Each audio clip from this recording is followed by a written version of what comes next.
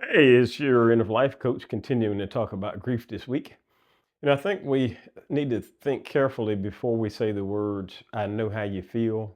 And I know, again, our intentions, we mean well, but I'm just reminded of a few years ago when I went to check on this lady who'd lost her mother as a part of my aftercare, just checking on families, the grieving family members after everything's over, after everyone stopped visiting, the phone calls have stopped. That's when I try to stop by.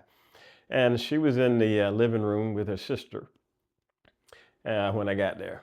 And so the primary caregiver, the sister who lived there, her mother also lived with her, and she'd had Alzheimer's for I guess, approximately a decade. So her sister had seen her firsthand decline over the years.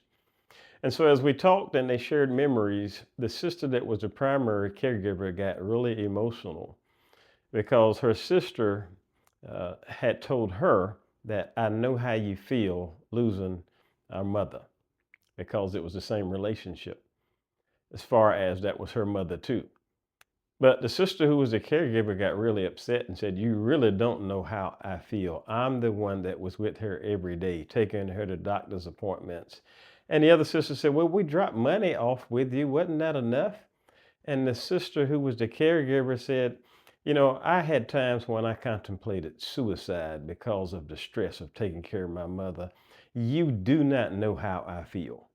So I shared that story with you just to remind us that even though we may have the same relationship, as in, you lost a child and that person lost a child that you're trying to comfort, the relationship, as far as emotional relationship, can be totally different. Even me and my siblings, it's a different relationship that we have with our parents that you have to consider. And you can't, label grief as this person should be grieving more because, they were biologically close to that person, but when maybe emotionally they were not close. So you can have a child that's not really close to that parent. Maybe they are estranged and live in another state and feel some anger about the way they were raised. And so even though they're a close family, a friend may grieve more about that person than a biological relative.